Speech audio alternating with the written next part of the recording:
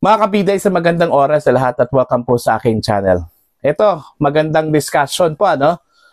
Itong interpretasyon po ng batas ni Senator Chase Escudero po, mga kabida, ano pa, na? Nakakadismaya lang po yung makarinig ka po ng ganitong salita, no? Pahayag, kung saan po ay sinasabi na wala hong nilabag na batas ang Pilipinas.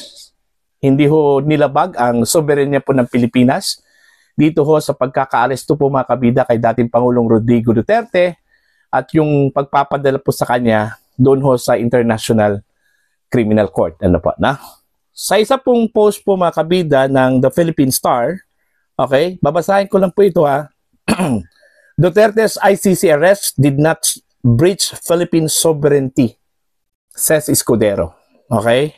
Hindi ho daw nilabag yung soberenya po natin dito ho sa paghuli, pag-aresto at pagdala ho kay dating Pangulong Duterte doon ho sa International Criminal Court. Ito, babasahin po natin yung kanila pong balita, no? Former President Rodrigo Roa Duterte's arrest and transfer to the International Criminal Court did not violate the Philippines' sovereignty, according to Senate President Francis Escudero. Escudero argued that there was no foreign interference in the process, speaking at Ikapihan sa Manila Bay Media Forum on Wednesday, March 26. He said it was Filipinos who initiated and executed the legal actions against Duterte. So wala ho daw foreign interference. Okay? Hindi ho banyaga yung umaresto po sa kanya. Pumasok dito sa Pilipinas at umaresto po sa kanya, no? Purely Filipino lang daw ang umaresto, nag-initiate doon ho sa kanyang arrest. Ang question po dyan, yung warrant of arrest pala, saan pala galing yun? Diba sa International Criminal Court? Palagi po tayong nagsasalita. Ilang beses po nating naririnig mula mismo sa ating mga opisyal po ng pamahalaan na hindi na ho tayo sakop ng jurisdiction po ng International Criminal Court. Bakit po hinayaan po nating pumasok yung warrant of arrest dito sa atin? Hindi na nga tayo member ng International Criminal Court. Diba?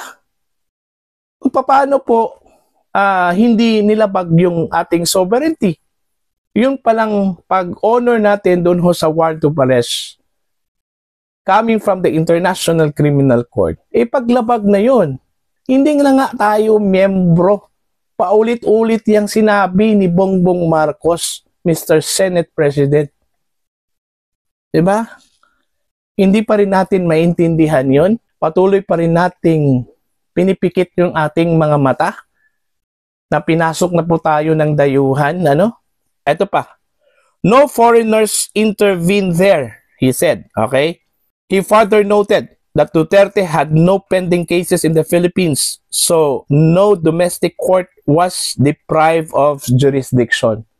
Wala nga kaso eh. Ang tanong ko dyan, bakit walang kaso? Bakit walang nagsampa po ng kaso?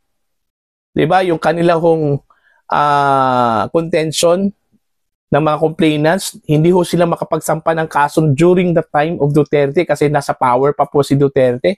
Ngayon, wala na po sa power. Since 2022 pa po. Bakit hindi ho sinampahan ng murder, multiple murder? Okay? Dito ho sa Pilipinas. Bakit ho doon sa ICC po nagsampa? Okay? Bakit doon sa ICC dumulog? Ano? Alam naman po natin, hindi magkakampi po itong administrasyong ito at saka itong si Duterte, di ba? Ilang beses na po nagsagawa po ng mga investigasyon, quad committee hearings, ang dami na po. So, hindi pa po yan justification na yung ating courts at justice system po sa Pilipinas working. Malinaw naman po, mga kabida, na working yun. No? Kahit na po nung time po ni Duterte, working yung ating justice system eh. Bakit doon pa sa ICC, mga kabida? Eto, tuloy pa po tayo. Ano? I do not see any seizure of jurisdiction from a court in the Philippines in relation to the issue.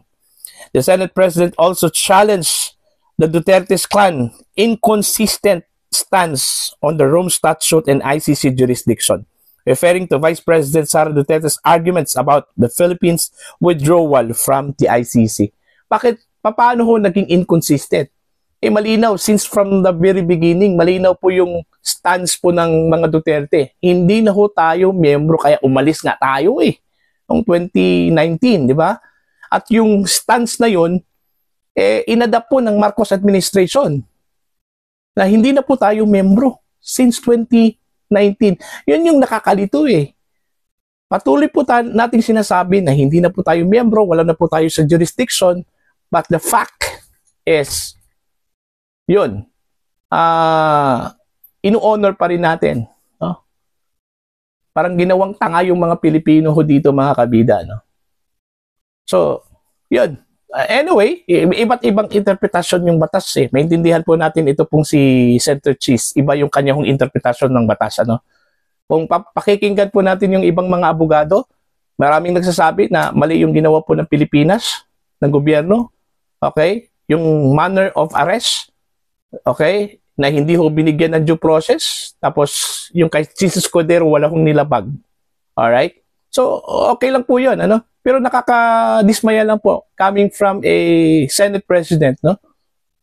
Mga kabida, na makakarinig kang ganung klaseng statement. Ano po? Anyway, kakampi naman po ng administrasyon yan. So, no wonder po, ano, mga kabida. Titingnan na lang po natin kung ano po yung sinabi po ng batas. Kung nasusunod po ba yun o sinunod po ba yun ng gobyerno ng Pilipinas, yung mga batas po natin dito at yung batas po ng Rome Statute, yung sinabi po ng Rome Statute, yung pagpapahalaga po mga kabida ng karapatan ng mga arrested persons, yung due process, no? Kung binigay ba yung due process po kay dating Pangulong Duterte during the time of his arrest.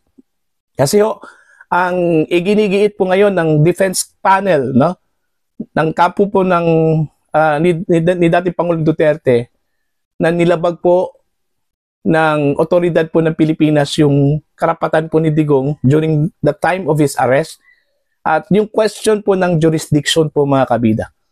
At in fact, sa latest interview po kay Attorney Kaufman, itiniyak po niya na makakalabas po itong si Digong, okay, as soon as possible dahil napakahina yung kaso, So titingnan na lang po natin, no? The best interpretation na gusto ko nating marinig ko dito, mga kabida, dito sa Pilipinas is ito pong interpretasyon po ng Korte Suprema.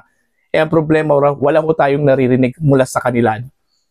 So pakikinggan na lang po natin yung magiging decision po before sa September 23 na pre-trial.